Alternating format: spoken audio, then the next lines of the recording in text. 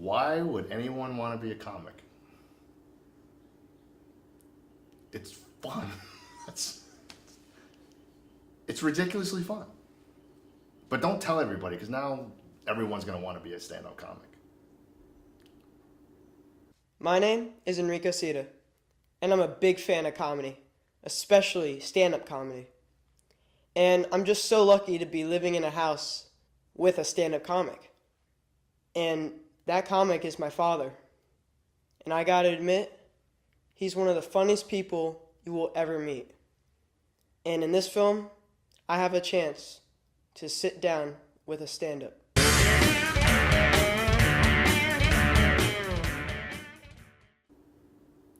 I've been doing comedy for about 9 years now.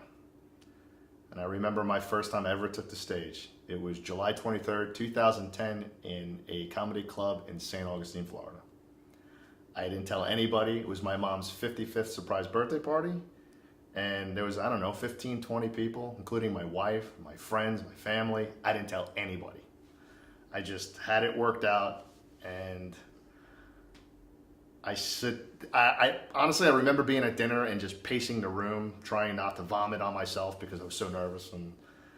And then the lady on the stage, the owner of the club, was announcing our next comic coming to the stage is making his debut. He's never been on stage before, yada, yada, yada. And I'll never forget it. They announced that this next comedian is coming to the stage from Daytona Beach, Florida. And everyone at the table was like, "Ooh, Daytona. I wonder if we know him." And then they announced it. Ladies and gentlemen, Rico Sita. And I think everyone at the table collectively wanted to pass out or pull the fire alarm or something. And the rest of the night was a blur. It was awesome. And I was hooked from that moment. I was hooked because it is the best feeling I've ever felt as an artist. So it started a long time ago, and it's been a great ride ever since.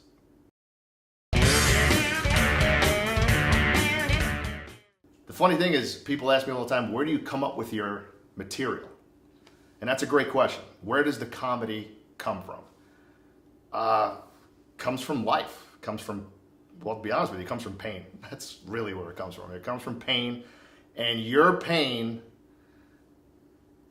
is put out to the public in front of hundreds of people who don't know you, and you have to take them on this journey through this painful story of your life, and you're just going for the laugh. You're going to try to make them laugh and forget about life for a little bit.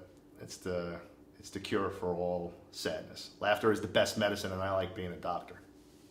But the best thing is you realize when you're doing your joke from this pain that so many people relate to it, and now you're not the only one, and that's when a joke hits. It's basically anything. Think about what you go through in a day, just you personally.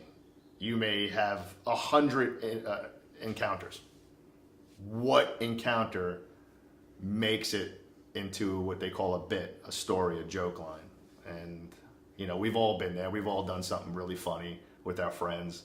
The problem is that funny enough to be funny to everybody in the audience or just for your friends? That's the tough one. Ever been in the mall and seen someone walk into a closed glass door? That is the funniest thing you're ever going to witness in your life. Except for the guy who walks into the door. They're not going to find it funny. So now you have to take that story, and maybe you, the person telling the joke, is the person that walked into the door. Now, 300 people find it funny because you're talking about yourself. You're not making fun of someone else. That's kind of how it starts. It's the greatest feeling in the world is having something that either happened to you or you made up or you embellished, and you take them on this journey and you just hear rolling laughter after laughter. It's the greatest feeling in the world. And for every one of those feelings you have, there is the opposite side, which is referred to in the industry as the bomb. Not the young kids' bomb, which is great. The bomb, which is literally a comic dying a death on stage because his joke did not hit. Every comic goes through that. If they say they don't bomb, they're lying. We all bomb. Bombing is just part of learning. It's like losing. You gotta lose to be able to learn how to win. Bombing is painful. It's the kind of night where you tell a joke and you can literally hear this. Nothing. Yeah, that's it. That's it. Nothing. Crickets. You can hear someone go. When 300 people, you can hear the guy in the back clear his throat, that you're bombing. You're literally bombing. And that's when you just really, you sit back and say, do I just push through this like a champion? Or do I pull the fire alarm and just yell fire and make everyone run out of the building? That's the best thing to do. It's not illegal. It's definitely not legal, but it's what we want to do. But you get through it. You bounce back. You tell another funny joke. You make fun of yourself. Make fun of the guy in the front row. I don't know. You do something. But comedy comes from real life and pain. So if you're a person watching this video and you have a lot of pain in your life, it's okay. You're probably going to be a comic one day. And your parents are going to be really happy. No, they're not. They're not going to be happy. Don't do it. Don't do it. It's not good. Like I said, performing is one of the greatest highs I've ever been a part of. And a lot of people want to know, you look so comfortable on stage. Do you get nervous? Yeah. But it's not stage fright. I don't think it's stage fright. I think it's adrenaline. It's butterflies. It's like any athlete who's getting ready to perform. You know, come out of the tunnel in a football game or run out of the dugout in a baseball game. It's that butterfly feeling, and I think that's a good, healthy thing. And I tell myself that, even if it's not, I tell myself that it's a good thing, because then that means you have passion. And if you have passion, then you're in the right game. If you go up on stage and you don't feel nothing, then it's probably time to get out. But I get the butterflies, and I say a prayer that I don't pass out or something, and then I get my thoughts together. And honestly, right before I go on, every time I ever take a stage, 10 minutes before showtime, I forget my entire set list. It's just part of the deal. Now I just realize that it's just the pregame jitters, and I just push through it. And then you get that, you hear your name called over the PA system, and you hear the applause, and the minute you say your first joke and you get that laugh, it's smooth sailing for another 59 and a half minutes. And it's just awesome. And then you don't want to get off the stage. It's one of those things.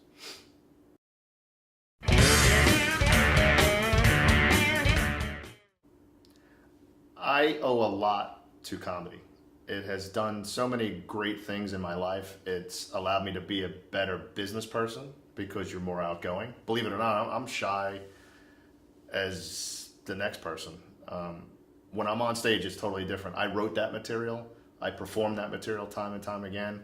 It's like a band playing their favorite song. But off the stage, I'm nervous. I've always been a wallflower. I've always been that guy that doesn't want to talk at a party. Comedy has gotten me out of that shell. I'm so grateful for it. It actually got me to the other side of the camera. With comedy, I started taking acting lessons. I did that to kind of help me with my comedy, so that I would be able to use my facial expressions to tell a story and get a laugh without even having to say a word. And then that passion from comedy fell into acting. Next thing I know, I find myself falling in love with acting. I've done several independent movies. I did a pilot. I just recently did a pilot for a semi-comedy type role and had a blast. And the comedy helps the acting helps the comedy, and both of those together, one of the biggest things that happened to me was last year. I was a contestant on the Wheel of Fortune, a game show I grew up watching my whole life. I was actually on, and I can honestly say that my audition was because of my comedy and my acting ability, but they loved the personality, and I owe that to comedy. And I made 20-minute show. I made $8,550 in 20 minutes. Yeah, slightly more than I'm making for this documentary. But it was a lot of fun, and I owe a lot to comedy. So hopefully it's one of those things that I can do like George Burns. You don't know who George Burns is? He was a comic that was over 100 years old, still doing his craft. Yeah, that would be pretty cool. This is one of those things where it's not like construction, which I do also. I have never pulled my back out telling a joke. That's for sure. So, yeah, this is I can see me doing this for a long time. If my wife is watching, no, not in a long time.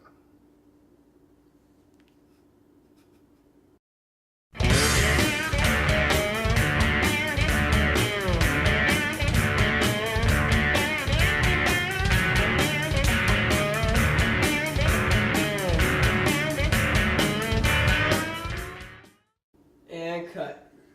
Wow. That was so fun. God, man. For you, that was the most unprofessional thing I've ever been a part of. Seriously. Hey, we need you for a follow-up, though. You can call my agent.